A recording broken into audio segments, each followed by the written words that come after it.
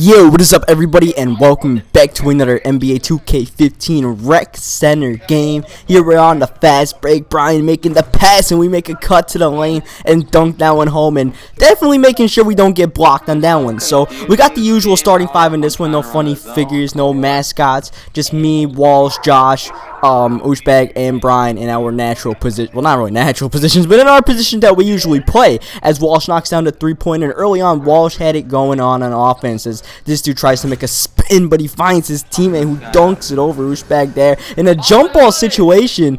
I don't know if we won that one or lost that one, but I mean, in the end, we kind of win that one because we got Walsh underneath the paint, who got the layup to go there, and then Walsh open for three, knocking it home. I didn't lie. Walsh was hot to start the game, and throughout the game, we were actually playing a zone defense, so instead of everybody manned up on their guy and stuff like that, as we throw up the oop to Walsh, everybody was playing in a certain zone. We were playing a 2-3 zone, and I would be in one spot, Walsh would be in one spot, top of the key, and then you got Brian in the paint, while Ushbag and Josh on certain wings, and we were just rocking his own defense because with this new patch, zigzag cheesers are just way too overpowered in the rec center to where, I mean, it's not easy to guard them, and then especially when you have a center doing the zigzag stuff, and we need our centers and power forward, which is Michael and Brian, to get rebounds because the rest of us can't really do that at a high rate. So, if the center is taking Brian out the paint, that gives the other team a lot of offensive rebounding opportunities. As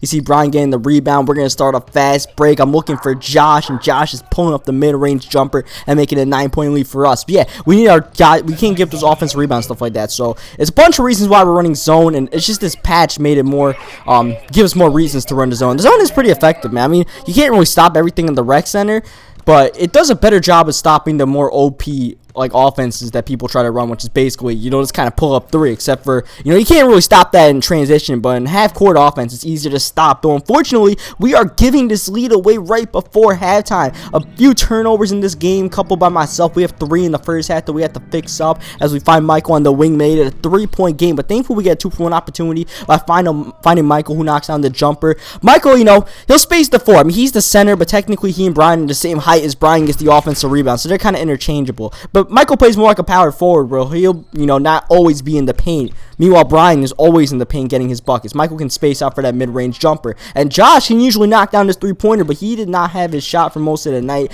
as he missed a wide-open look there. But thankfully, you see Brian on the boards getting that bucket to go, so we had 9-11-point lead, something like that, and we just gave it away as this dude takes the 3 and gets it to go, and now we don't even have the lead. Now we're actually down 2 in the third quarter, and we just have to stop this Avalanche, and I tried to just by dunking it over the entire team, but instead, our shot gets blocked by somebody. We almost threw down a monster slam right there. Instead, there they are, cutting up our defense, cutting up the zone, and that's going to be a, 4-point lead for them, but we try and knock down that 3, and it's just, the offense is slowing down a little bit, and then once the offense slows down, they get transition opportunities, but we blocked the shot there. Denny Tice with the huge rejection. We're setting a screen for Walsh, letting him get free, and then finding Brian in the paint, and I mentioned it before, Brian is really good at finishing in the paint, so we definitely try to look for him, as opposed to where people are always trying to chuck up threes, as Walsh does chuck up a 3 here, a deep one, and gets it to go.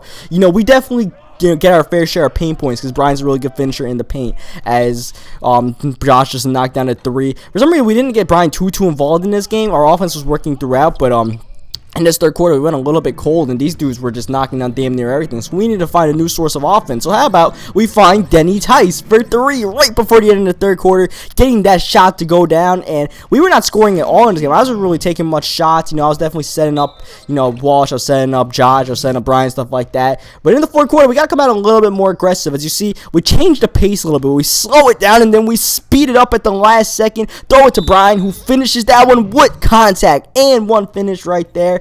But these dudes have a 4-point lead. We do get the steal here, rip the ball, then pull up the 3-pointer. Perfect release that's going down. They actually had a 7-point lead in this fourth quarter, but we put it down to 1 just like that. And now we have a chance to take the lead. Ball in my hands. My 3-point shot has been hot, so why not pull it up? Red release, but it goes down anyways. Denny Tice, 3-3-pointers in a row to give his team the lead. We're up 2 now, as this shirtless dude takes a deep 3 and drains it anyways, man.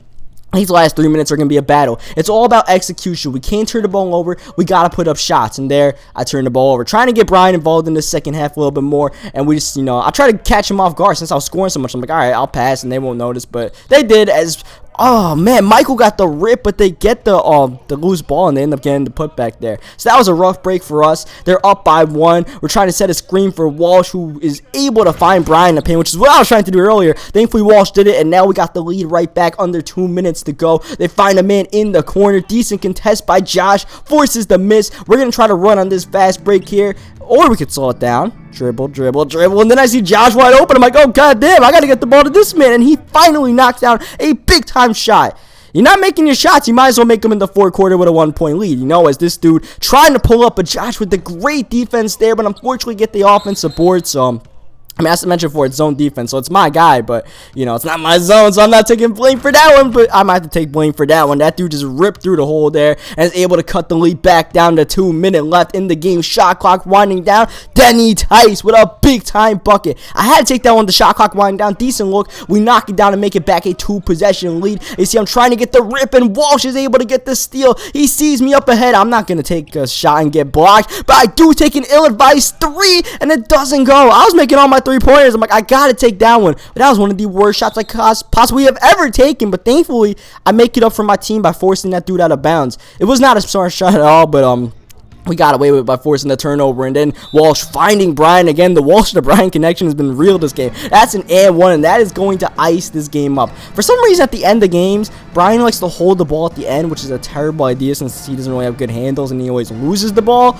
So that creates one more opportunity for them to try to get back in the game, but they're down way too much, even after we get that over the back foul, and we're going to come through with the win. So it was very, roller coaster-like game. We had the lead early, then we were down 7 in the fourth quarter, and, we made the plays to come through and help our team win the game. So leave a like on this video if you enjoyed it. Subscribe for more 2K15, my career and rec, and I'll catch you guys next time.